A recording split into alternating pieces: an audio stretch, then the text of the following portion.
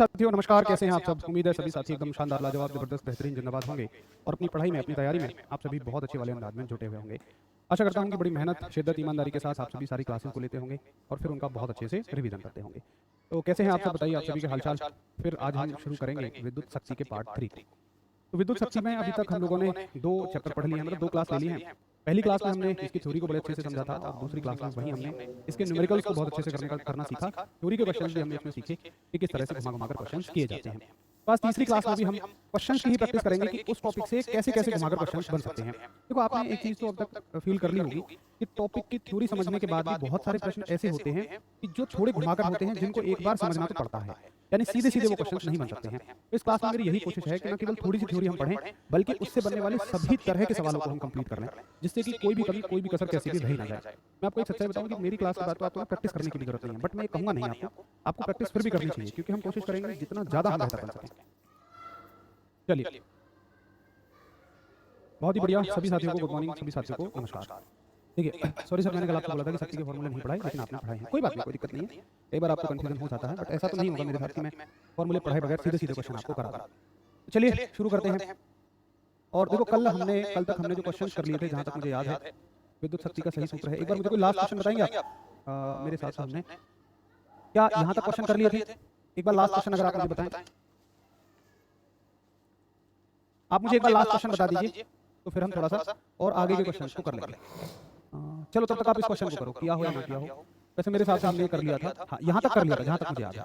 एक बार फिर से आप इसका उत्तर दे दीजिए, अच्छी बात है, प्रैक्टिस हो जाएगी।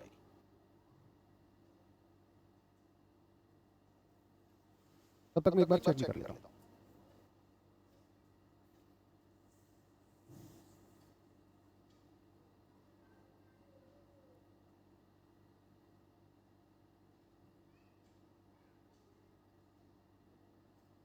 हाँ, हमने शायद पिछले सवाल तक किए थे, है ना? ठीक है, पिछले सवाल तक हम लोगों ने कर लिया था, मतलब यहाँ तक किया था कि 10 ओम के 2 प्रतिरोध 10 ओम के साथ संयोजित हैं। चलो अगला सवाल करो, फटाफट से इसका उत्तर बताइए। और देखो, लगभग सेम ही सवाल है, मैं तो बस इनको प्रैक्टिस के लिए लेकर आ रहा हूँ। 12 वोल्ट की बैटरी है, V बराबर आपको दे रखा है 12 वोल्ट, संयोजित एक बल्ब, 3 एम्पियर की धारा है आपकी 3 एम्पियर। तो बल्ब की शक्ति कितनी होगी? फिर से वही सवाल है। तो मेरे दिमाग में एक ही फॉर्मूला आएगा कि भैया पावर बराबर V गुणा I। V का मान है 12 और I का मान है 3, तो 12 हो जाएगा 36, यानी कि आंसर आ जाएगा आपका 36 और पावर की यूनिट होगी वॉट, तो 36 वॉट। अब तो सभी इन सवालों को करने लगेंगे। शायद अब मुझे नहीं लगता कि P बराबर VI पर मुझे और कोई किसी तरह के क्वेश्चन कराने की जरूरत है, आप ऑलमोस्ट कर चुके हैं। एक बार हम सब करिए कि हाँ जी, अब पावर बराबर VI के क्वेश्चन में हम इजीली कंफर्टेबल हैं। अब शायद हमें इसकी और ज्यादा प्रैक्टिस की जरूरत नहीं है, अब हम अपने सिलेबस को आगे बढ़ा सकते हैं।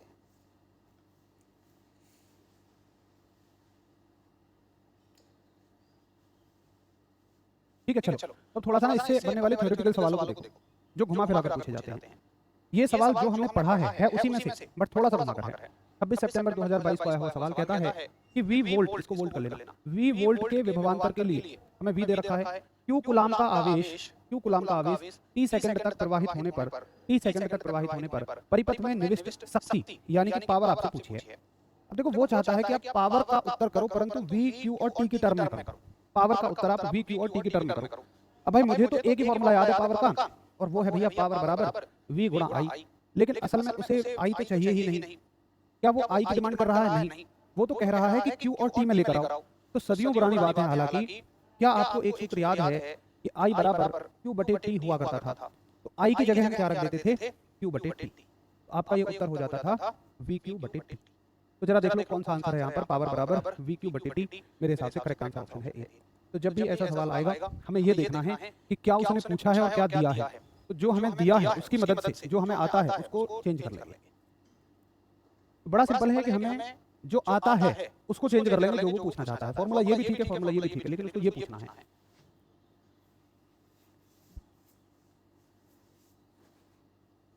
क्लियर है सभी को? चलो, तो VQ गुणा T नहीं है, VQ बटे T है। ये थोड़ा सा घुमा फिरा कर ऐसे सवाल पूछ लेगा। अगला सवाल देखिए, शक्ति, धारा, प्रतिरोध और विभवांतर के बीच गलत संबंध की पहचान करें। वो कह रहा गलत संबंध बताओ। देखो, उसने क्या किया हुआ है, आप पावर के सारे फॉर्मूले लिख लो। एक होता है VI, एक होता है I स्क्वायर R, एक होता है आपका V स्क्वायर बटे R। अब देखो, क्या I R स्क्वायर जैसा कोई फॉर्मूला है? नहीं। V स्क्वायर बटे R है, बिल्कुल है। I स्क्वायर R है, बिल्कुल है। V गुणा I है, बिल्कुल है। तो कोई भी फॉर्मूला ऐसा नहीं है कि जो I R स्क्वायर हो। इस तरह के सवाल आपसे पूछे जाते हैं। तो अगर आपने अपने कॉन्सेप्ट क्लियर कर लिए हैं, देखो ना कि हमने थ्योरी कितनी सी पढ़ी है, बहुत थोड़ी सी थ्योरी पढ़ी है, और उसी के दम पे परसों से लेकर आज तक हम सवाल ही सवाल कर ले रहे हैं और सारे सवाल हमें समझ में आ रहे हैं, तो कुछ नया भी नहीं पढ़ना पड़ रहा है। इसको कहते हैं कंसेप्चुअली अंडरस्टैंडिंग बनाना। कि जब आप कंसेप्ट को पकड़ लेते हैं, पढ़ लेते हैं, तो फिर आप कितने भी क्वेश्चन कर लो। और मैं ये नहीं कहूंगा कि क्वेश्चन, हालांकि देखो इससे बाहर जाएगा नहीं, वैसे इतने से ज्यादा क्या बाहर जाएगा, बट कुछ बाहर भी जाएगा ना। अगर आपको कॉन्सेप्ट क्लियर है तो उसे भी बना दोगे आप, कोई दिक्कत नहीं है। हाँ भाई, कल क्लास सारी की सारी चलेंगी, महाशिवरात्रि है बट क्लासेस सारी चलेंगी।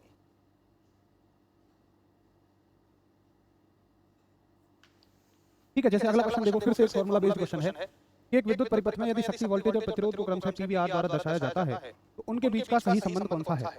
अब पी वी और आर के बीच में सही संबंध क्या होता है, तो भाई वो होता है पावर बराबर वी स्क्वायर बटे आर। तो ये सूत्र ढूंढ लो केवल, वी स्क्वायर बटे आर। इसमें क्या गलती है, आर का स्क्वायर दे रखा है, इसमें बटा बटे नहीं लगाया है, और इसमें वी का स्क्वायर, इसमें बटे नहीं लगाया है, ये भी गलत है।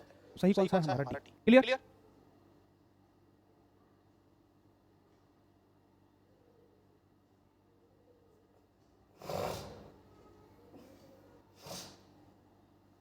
चलो, ये भी मुझे समझ में आ गया। अगला सवाल देखिए, न्यूमेरिकल सवाल। 12 वोल्ट की आपूर्ति से संयोजित वोल्टेज कितना दे रखा है, 12 वोल्ट किए जाने पर एक बल्ब 36 वॉट की शक्ति, पावर कितनी दे रखी है आपको, 36 वॉट की शक्ति आकर्षित करता है यदि इसे 6 वोल्ट की आपूर्ति से संयोजित किया जाए। अब वो कह रहा है 12 वोल्ट से 36 वॉट है, अगर इसे 6 वोल्ट से संयोजित किया जाए तो उसके द्वारा उपभोक्त शक्ति कितनी होगी। ये एक बहुत अच्छा सवाल है। अब बताओ इसमें मैं कौन सा फॉर्मूला लगाऊं, केवल ऐसा फॉर्मूला जिसमें मुझे, अब इस सवाल को बड़े ध्यान से सुनना, ये बहुत इंपॉर्टेंट सवाल है, इसको समझने की जरूरत पड़ेगी तुम्हें कि मैं इसमें कौन सा फॉर्मूला लगाऊं। केवल मुझे पी और वी दे रखे हैं। अब ऐसा तो कोई फॉर्मूला नहीं है कि जिसमें केवल दो चीजें आती हैं, पी और वी। अगर मैं सारे फॉर्मूले लिखूं भी, बड़े ध्यान से सुनना, तो मेरे पास पावर के ये फॉर्मूले हैं, या तो वी गुणा आई है, या वी स्क्वायर बटे आर है, या मेरे पास आई आर का स्क्वायर है। मतलब मुझे अगर पावर निकालनी है, मान लो मैं इस सूत्र को लगाऊंगा, जैसे देखो और अच्छे से लिखो, मैं आपको और बढ़िया तरह से समझाऊं कि मान लो हमारे पास भाई पावर के फॉर्मूले हैं, पावर बराबर वी गुणा आई, ठीक है। एक फॉर्मूला है पावर बराबर वी स्क्वायर बटे आर, एक फॉर्मूला है पावर बराबर आई आर का स्क्वायर। तो मुझे ये समझ में आता है कि अगर मैं पावर निकालना चाहता हूँ, वी दिया है तो आई पता होना चाहिए था, बट आई तो दिया ही नहीं है। अब यहाँ पर देखो, अगर मान लो इस फॉर्मूले से निकालूं, पावर निकालनी है, वी दिया है तो भाई आर होना चाहिए था, बट आर तो दिया ही नहीं है। यहाँ देखोगे, अगर मुझे वी निकालना है, अच्छा यहाँ तो पावर है ही, तो इस फॉर्मूले को तो मैं लगा ही नहीं सकता। तो जरा बताओ एक बार की समस्या समझ में आ गई, प्रॉब्लम क्या है मेरी। पहले क्या हुआ करता था, पहले मुझसे अगर पावर पूछता था तो वी के साथ या तो आई देता था या वी के साथ आर देता था, बट उसने अभी केवल मुझे वी दिया हुआ है। उत्तर कैसे कर दे रहे हो यार, उत्तर कहां से आ जाएगा, पहले तो मुझे ये बताओ। ये जुगाड़ मत लगाना कि 6 दूनी 12 है तो यहाँ 18 हो जाएगा, ये मैंने तो नहीं बताया तुम्हें। फिर ऐसी गलतियां मत करना कि तुम अपने हिसाब से ये कह रहे हो कि यहाँ अगर आधा कर दिया है तो यहाँ भी आधा कर दो। कोई नियम है इस बात का, कोई नियम नहीं है।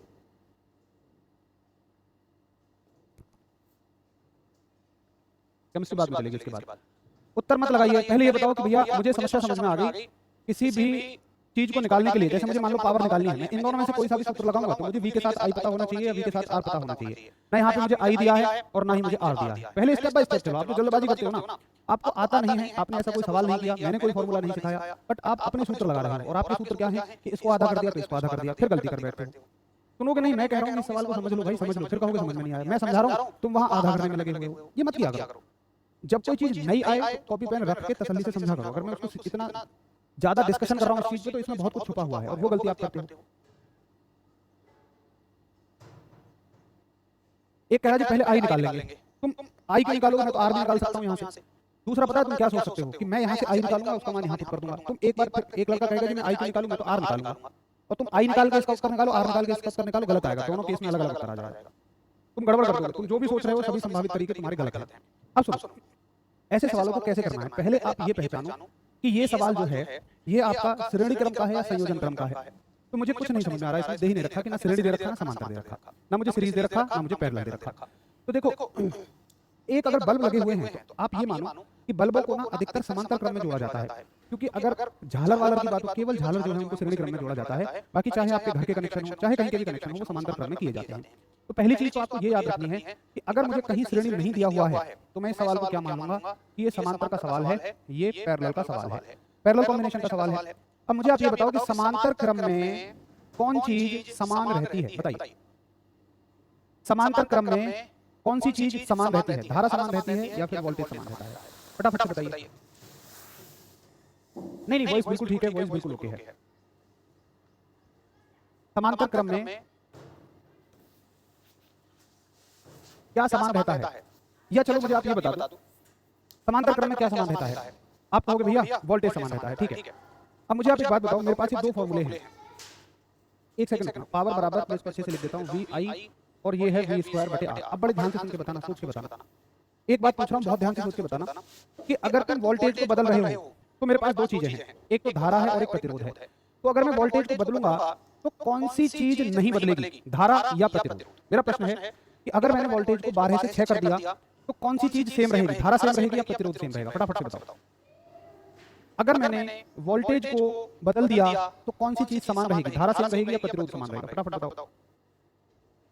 इस एक सवाल को मैं इसलिए ज्यादा समय दे रहा हूं क्योंकि ऐसे और भी बहुत सारे सवाल हैं। एक बार आपने कॉन्सेप्ट सीख लिया तो फिर आपको समझ में आ जाएगा। आप कहोगे कि भैया जी अगर आप वोल्टेज को बदल रहे हो ना तो प्रतिरोध में कोई फर्क नहीं पड़ेगा, मतलब प्रतिरोध अगर यहाँ भी आ रहा है तो वो यहाँ पर भी आ रहेगा। तो देखो आप वो फॉर्मूला लगाओगे जिसमें प्रतिरोध आ रहा होगा, मैं इस वाले फॉर्मूले को नहीं लगाऊंगा। समझ गए आप? मैंने इसमें से इसका चुनाव क्यों किया?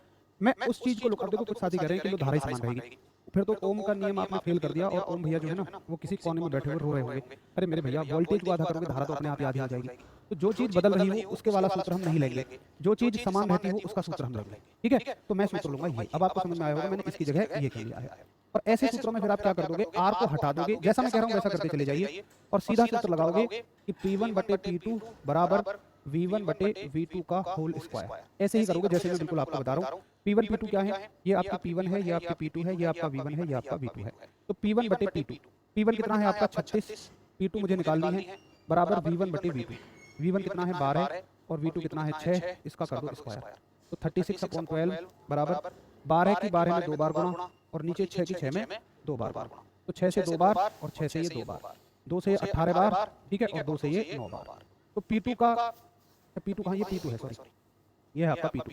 तो P2 के अलावा क्या बचा, 9। तो P2 का उत्तर आ गया 9। 9 एक भी बच्चे ने उत्तर नहीं किया था। जो अपने मन से उत्तर लगा रहे थे ना गलत गलत, तो 4 लगा रहा था तो 6 लगा रहा था, किसी ने भी 9 उत्तर तो नहीं किया। अब जिनको समझ में आ गया बता दीजिए, नहीं समझ में आया तो बताइए।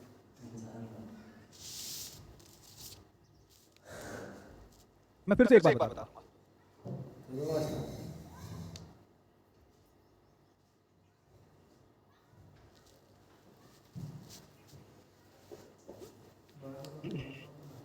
सुनो, फिर से सुनो, एक बार पूरा सवाल शुरू से देखते हैं। हमसे कहता है कि देखो अगर वोल्टेज 12 वोल्ट है, ठीक है, तो प्रतिरोध तो पावर जो है वो 36 वॉट है। अगर वोल्टेज को 6 वोल्ट कर दिया जाए, वोल्टेज को 6 वोल्ट कर दिया जाए तो धारा कितनी हो जाएगी? अब देखो पावर और V से संबंधित मेरे पास जो सूत्र हैं वो दो सूत्र हैं, एक तो ये है पावर बराबर V गुणा I और एक सूत्र है पावर बराबर V स्क्वायर बटे R। पहली बात है मैं कौन सा चुनूं, तो मैं वो चुनूंगा, जैसे देखो पावर और V की तो बात ही चल रही है, तो तीसरी चीज कौन है, I। यहाँ पावर V की बात चल रही है, तीसरी चीज है R।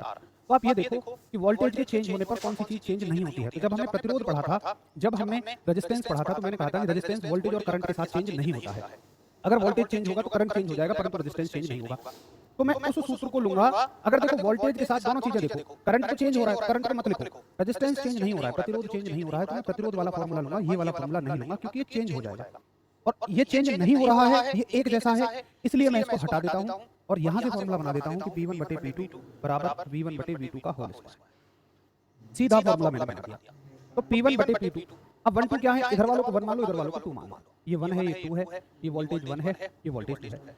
देखो यहाँ के बाद ये कैसे लिखा, ये सीधा सीधा मैंने लिखा R अगर दोनों में समान है तो पहली बात तो मैं R वाला फार्मूला लगाऊंगा। मैं वो फार्मूला लगाऊंगा कि जिसमें वो चीज होगी जो समान रहेगी, क्योंकि I तो दोनों में समान नहीं रहेगा। अगर वोल्टेज को देखो, अगर वोल्टेज आधा हुआ है ना तो I भी आधा हो जाएगा। अगर यहाँ I 10 है तो यहाँ 5 हो जाएगा सीधा सीधा, ठीक है। तो मैं वो फार्मूला लूंगा कि जिसमें जो राशि समान रहेगी, R समान रहेगी, R वाला लूंगा, फिर मैं इसको हटा दूंगा और नया फार्मूला अपना ये बना लूंगा अपनी कैलकुलेशन को आगे बढ़ाने के लिए, ठीक है।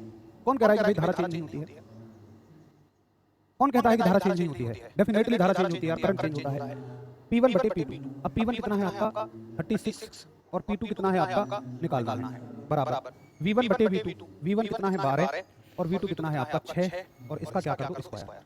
आगे सॉल्व करेंगे, इसको यहाँ सॉल्व कर देते हैं। तो 36 बटे P2 बराबर 12 गुणा 12 बटे 6 गुणा 6, 6 से 2 बार, इससे 2 बार, 2 दूनी 4 और 4 से 9 बार, तो P2 हो जाएगा 9 वोल्ट।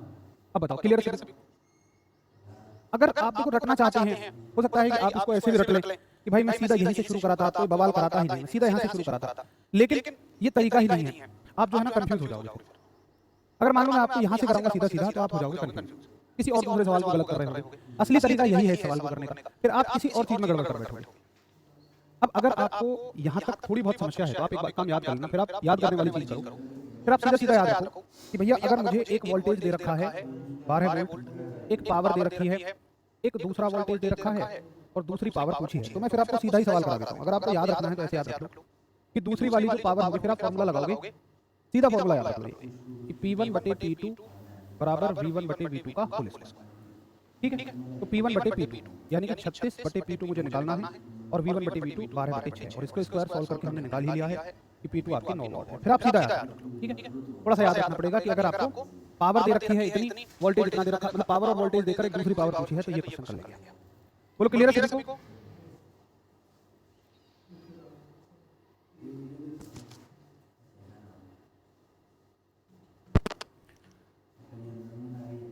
ये बताइए ये क्लियर है कि जी भैया मुझे इतनी बात समझ में आ रही है?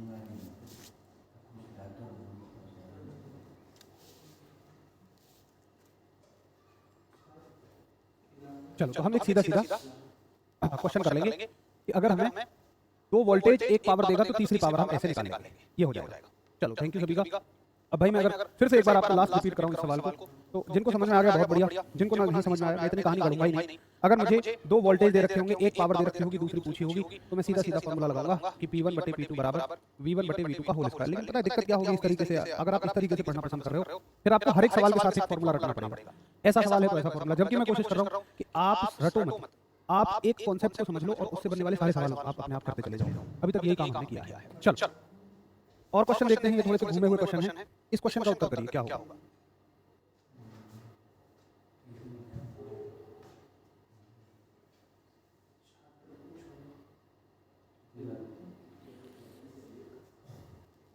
बताइए क्वेश्चन का ठीक आंसर क्या होगा। भाई कमेंट पढ़ना देखो इम्पॉसिबल है, अगर देखें 5000 बच्चे लाइव हैं और मैं अगर एक का भी कमेंट पढ़ूंगा एक सेकंड में, तो मान लो कि 5000 सेकंड चाहिए मुझे सभी का कमेंट पढ़ने के लिए, तो मैं माफी चाहूंगा, कमेंट पढ़ना तो बिल्कुल इम्पॉसिबल है। और उसके लिए आपको नाराजगी क्यों जतानी है, चीजें समझ आ रही है, सब कुछ हो रहा है, कोई दिक्कत ही नहीं। मैं दोनों तरह से चलूंगा, कॉन्सेप्ट से भी, डायरेक्ट याद रखने वाले तरीके से भी, आपको जो अच्छा लगे उससे चलते रहेगा। तो विद्युत परिपथ में विद्युत ऊर्जा की दर, दर का मतलब क्या है? दर का मतलब है कि विद्युत ऊर्जा को हमने समय से भाग कर दिया। और बताइए एनर्जी पर यूनिट टाइम क्या होती है? Electrical energy per unit time ये होती है आपकी विद्युत शक्ति, ये तो होती है। तो करेक्ट आंसर ऑप्शन आपका हो जाएगा बी। ऊर्जा की दर को हम क्या बोलते हैं? शक्ति कहते हैं। विद्युत ऊर्जा की दर को हम लोगों ने कह दिया शक्ति यानी कि पावर। आसान सवाल है। अगला सवाल देखिए, पीवी आर और आई के बीच निम्न में से सही संबंध क्या है? तो फिर से उसी क्वेश्चन को बार बार घुमा के कह रहा है पीवी आई और आर, तो मेरे हिसाब से तीन फॉर्मूले हैं, उन्हें लिख लिया करो। V I V square by R और आई आर का square, sorry I square R, I square R. अब बताओ कौन सा संबंध सही है? मेरे हिसाब से ये संबंध सही है, क्योंकि देखो वी आई और आर तीनों किसी एक फॉर्मूले में एक साथ मिल ही नहीं सकते। वी आई और आर तीनों एक साथ मिल जाए, इसमें V I R V I R V I R तीनों तो एक साथ कभी भी हमें नहीं मिलेंगे, कोई दो मिलेंगे। वी आई और आर में से कोई दो। समझ गए सर? मजा आ गया? आज से क्लास ज्वाइन कर रहे हैं, शुरू से पढ़ना पड़ेगा। हाँ हाँ, ये तो जरूर आप करिए, ये चीज़ों को ना बिल्कुल पीछे से पढ़िए, शुरू से पढ़िए। आसान सा सवाल था। चलो एक अच्छा सवाल देखिए, ये अच्छा सवाल है। 15 सितंबर 2022 और सवाल कहता है कि 3 वोल्ट की बैटरी के साथ श्रेणी क्रम में संयोजित दो विद्युत बल्बों, प्रत्येक का प्रतिरोध 5 ओम द्वारा उपभोग की जाने वाली विद्युत शक्ति। ये कहता है कि देखो बैटरी है 3 वोल्ट, दो बल्ब हैं जिनमें से हर एक का प्रतिरोध 5 ओम है और श्रेणी क्रम में जुड़े हुए हैं। तो कुछ ऐसे कॉम्बिनेशन होगा। डायग्राम की कोई जरूरत नहीं है, बट आपको बेहतर समझ आए इसलिए मैं समझा रहा हूँ कि ये दो बल्ब हैं, हर एक का प्रतिरोध 5 ओम है और बैटरी जो लगी है वो 3 वोल्ट की बैटरी लगी है। ठीक है, अब ये कहता है पूरी पावर कितनी होगी। तो पावर का फॉर्मूला यहाँ, अगर मुझे V दिया है, R दिया है, तो भाई मैं पावर का फॉर्मूला लगाऊंगा V स्क्वायर बाई R। लेकिन अब बात ये है कि क्या मैं R की वैल्यू 5 रख दूंगा? नहीं। अब वो कहता है कि भाई दो बल्बों के द्वारा उपयोग की जाने वाली शक्ति, यानी कि दोनों बल्ब कितनी शक्ति उपभोग कर रहे हैं, तो दोनों बल्बों का संयुक्त प्रतिरोध निकालना पड़ेगा आपको। ये अलग अलग दे रखा है ना, तो आपको निकालना पड़ेगा कंबाइन। और सीरीज में देखो कभी भी जब ये फॉर्मूला लगाओ ना, तो अब वो पावर पूछ रहा है कि बैटरी से टोटल पावर कितनी निकलेगी, किसी एक के लिए नहीं पूछ रहा है, वो तो पूरे परिपथ के लिए पूछ रहा है। तो आप कहोगे टोटल वोल्टेज कितना है और टोटल ये कितना है। टोटल का मतलब इक्विवेलेंट होता है, हमने कई बार पीछे पढ़ा है। तो सीरीज में आर इक्विवेलेंट कितना हो जाएगा? R1 प्लस R2, 5 प्लस 5, तो ये हो जाएगा 10 ओम। वोल्टेज कितना है? 3 गुणा 3 और आर इक्विवेलेंट कितना आ गया? 10, तो 9/10 कितना हो जाएगा? 0.9 सॉल्व कर लेना कितने वॉट। 9/10 का भाग करोगे 0.9 आ जाएगा। इस बात को सभी शायद जानते होंगे। रिमोट दिखाना।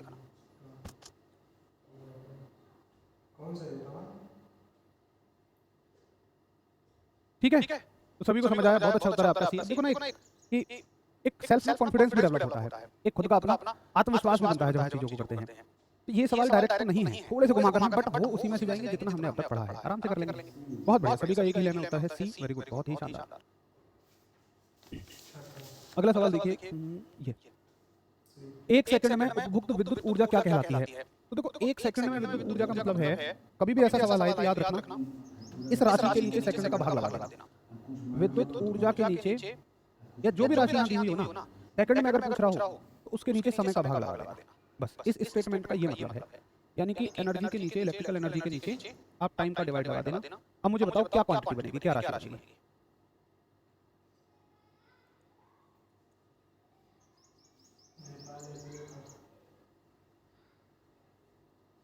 हाँ जी,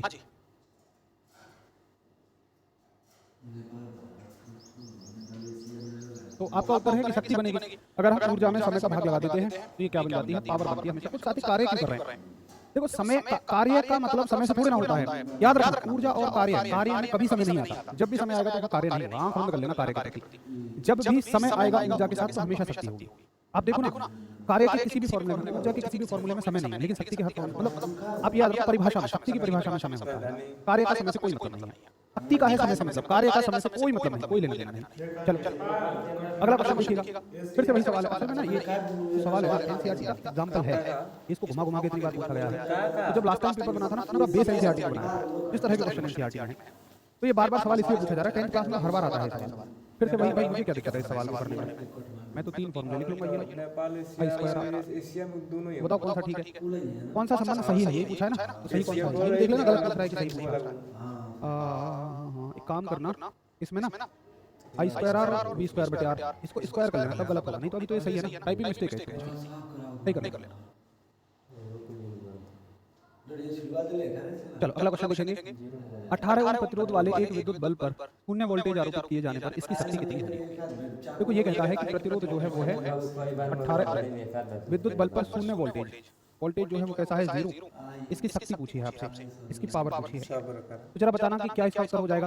भाई पीवी और आर में मेरे पास एक फॉर्मूला है कि पावर बराबर वी का स्क्वायर बटे आर, यानी कि पावर बराबर वी के स्क्वायर का मतलब क्या है कि 18, सॉरी वी का मतलब है, एक सेकंड रुको, आर दे रखा है, वी दे रखा है और मेरे से पी पूछा है। ठीक है, वी की वैल्यू है 0, 0 का स्क्वायर बटे 18। अब मुझे बताओ ना 0 की 0 में गुणा बटे 18, 0 की 0 में गुणा 0, और 0 में किसी भी चीज का डिवाइड करें तो 0 हो जाएगा ना, तो उत्तर हो जाएगा 0 वोल्ट। अगर कोई वोल्टेज ही नहीं मिल रहा उसको, अगर कोई वोल्टेज ही नहीं मिल रहा है तो फिर किस बात की पावर है।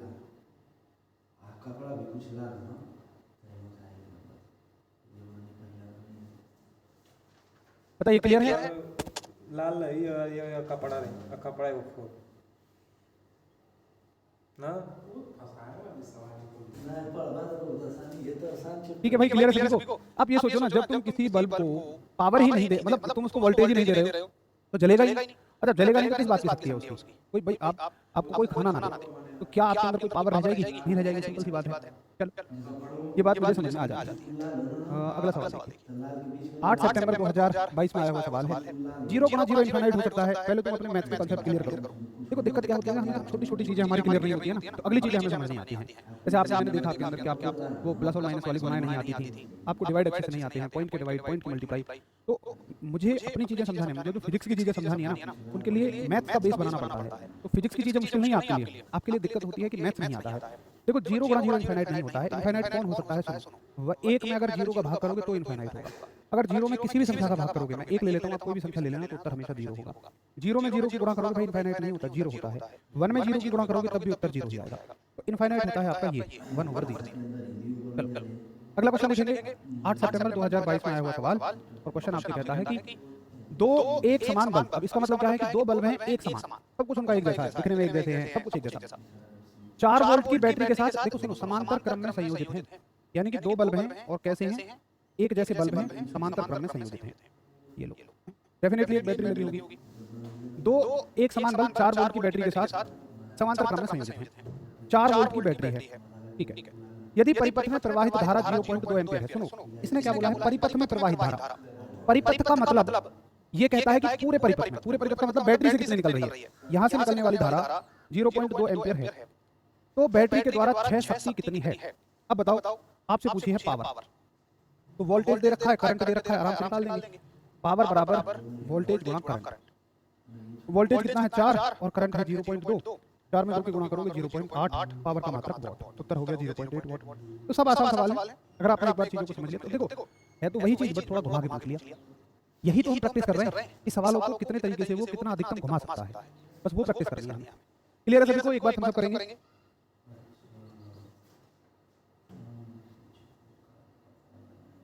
अब देखो एक सवाल आपको दे रहा हूँ होमवर्क में, ये वही है, पावर बराबर V गुणा I, ये वही सवाल है। तो इसको सॉरी इंपॉर्टेंट नहीं, होमवर्क, इसको दूंगा मैं तुम्हें होमवर्क HW। ये चलो इसका उत्तर आप बता दो, यही सॉल्व कर लो HW क्या। सर आपके आने की कसम पढ़कर मजा आ गया, अभी नहीं लाया हूँ, तो कल को तुम्हें अगर मजा नहीं आया ना तो कहना बहुत खराब हो जाएगी।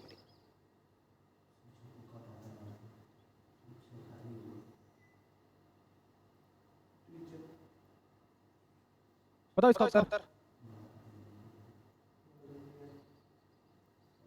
तो आप कहोगे कि भैया सिंपल सी बात है यार, पावर पूछी है। देखो पेपर में सॉल्व करने का तरीका मैं आपको बताऊं, पेपर में लिखना नहीं होता है, तो हमने प्रैक्टिस के लिए किया था। पेपर में सॉल्व करने का तरीका मैंने सीधा देखा, विद्युत उपकरण 220 वोल्ट आपूर्ति से संयोजित होने पर 5 एम्पीयर की धारा लेता है, विद्युत उपकरण की शक्ति कितनी है।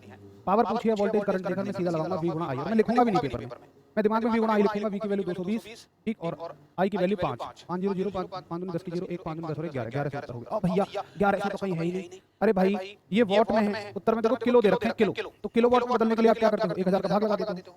अगर तुम्हें इसे 1000 का भाग लगा दोगे तो किलो वॉट में हो जाएगी, 2 जीरो से 2 जीरो कट जाएंगे, ये हो जाएगा 11/10 किलो वॉट, 10 का भाग करोगे तो 1.1 हो जाएगा, ठीक है। तो ये 1.1 किलो वॉट। अब इसमें वो आपसे ये नहीं चेक करना चाहता था, वो आपसे ये चेक करना चाहता था कि आपको किलो में बदलना आता है नहीं आता है, बस। तो किलो में बदलने के लिए 1000 का भाग कर दोगे, और 1000 का भाग करने के बाद टक से इस तरह से सॉल्व करके आगे बढ़ोगे, ठीक है भैया जी। चलो अगला सवाल देखिए, 16 सितंबर 2022 एक विद्युत परिपथ में जिसमें 5, ये क्या लिखा है, लक्षण इंग्लिश में बताऊं, in electrical circuit in which 5 lamps are connected, ये लैंप है, ठीक है, लैंप है और ये श्रेणी है, 5 लैंप श्रेणी क्रम में संयोजित हैं। यदि शक्ति वोल्टेज धारा प्रतिरोध के क्रम से PVI R द्वारा दर्शाया जाता है तो इनमें कौन सा संबंध सत्य है। एक ही सवाल को 100 बार उसने घुमा के पूछ लिया हो, कितने कितने तरीके से पूछ लिया है भाई, मेरे को तो फिर वही पता है। पावर बराबर VI V²/R और IR का स्क्वायर हो गया काम, तो कौन सा सही हो जाएगा, IR², ये सही हो जाएगा, बाकी सब गलत। एक ही सवाल को देखो कितने तरीके से घुमा के पूछ लिया। तुम कर लो, जैसे तुम्हें 1000 का डिवाइड करना आता हो, अब तो भाग आ जाना चाहिए, 11 से 100 का डिवाइड करो, 1000 का डिवाइड कर लो, और तुम देख लो कैसे कैसे, ठीक है। तुम अपना तरीका लगा लो, कोई दिक्कत नहीं, जो तुम्हें आता है जैसे आता है। थोड़ा भाग मैंने भी आपको सिखा दिया, भाग तो आपको आने चाहिए यार, अब कॉम्पिटिटिव एग्जाम की तैयारी करेंगे, दूसरी तीसरी क्लास की बात है, भाग करना।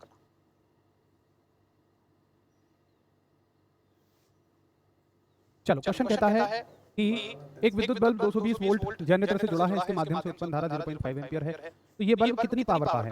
तो पावर बराबर हो जाएगा आपका V गुणा I, V की वैल्यू है 220 और I की वैल्यू है 0.5। देखो सबसे स्मार्ट तरीका इस क्वेश्चन को करने का है, तो 220 में 0.5 की गुणा, यानी कि आधा, 0.5 का मतलब क्या होता है आधा, तो 220 का सीधा आधा कर देना, वो हो जाएगा 110 वोल्ट। अगर आप ऐसे नहीं समझना चाहते हैं, आप प्रॉपर कैलकुलेशन करना चाहते हैं, तो आप ये कर लो कि पावर बराबर, अच्छा सुनो, अगर और मजे की बात देखूं मैं और दूसरा स्मार्ट तरीका, आप ऑप्शन पे नजर मारो, ऑप्शन तो सारे ही 110 हैं, वो बस आपसे ये चेक करना चाहता है कि आपको पावर की यूनिट पता है नहीं पता है, तो पावर की यूनिट क्या होती है, वॉट, W। तो हो गया उत्तर, वो आपसे कैलकुलेशन नहीं करवा रहा है। पिछले क्वेश्चन मेरे बिल्कुल ठीक है, आप खुद कंफ्यूज हैं प्लीज भाई, एक साथ ही करें कि पिछला क्वेश्चन गलत हो गया, आप खुद एक बार देख लीजिए अपने आप को, एक बार अपने सवालों को देखिए, मेरा सवाल बिल्कुल ओके है, 100% कॉन्फिडेंट के साथ सही है, गलत क्या गलत है बताओ। अच्छा सॉरी, अच्छा ये मैं फॉर्मूला गड़बड़ कर रहा हूँ, I²R, तो I²R, सॉरी, अब ठीक है ना। चलो ये बताओ, यहाँ हमसे वो कैलकुलेशन ही नहीं करवाना चाह रहा था, वो तो बस ये देखना चाह रहा था कि हमसे यूनिट आती है या नहीं। जरा बताइए कि हाँ जी भैया मुझे आपकी बातें समझ में आती हैं। एक बार फटाफट से थम्स अप कर दो कि जी यहाँ तक सब कुछ क्लियर है। और देखो ये हो गया आपका बिल्कुल लास्ट सवाल, अगर आपको कुछ डाउट हो तो पूछिए, नहीं तो फिर मैं आपको आगे लेकर चलूं। एनर्जी, पावर, वर्क यानी कि कार्य, ऊर्जा, शक्ति, इन सबका आखिरी सवाल हो चुका है।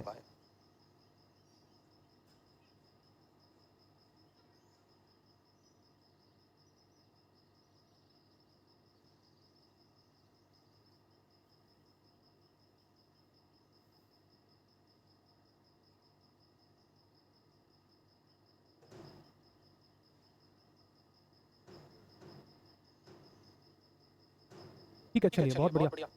तो अब देखो यहाँ तक क्लियर है। अब हमें आगे क्या पढ़ना है? तो आगे अभी हमें 2 टॉपिक इसमें और बचे हुए हैं, आपने जरूर उन्हें देखा होगा। एक तो टॉपिक है आपका कमर्शियल यूनिट ऑफ इलेक्ट्रिसिटी, जिसको हम किलोवाट आवर बोलते हैं।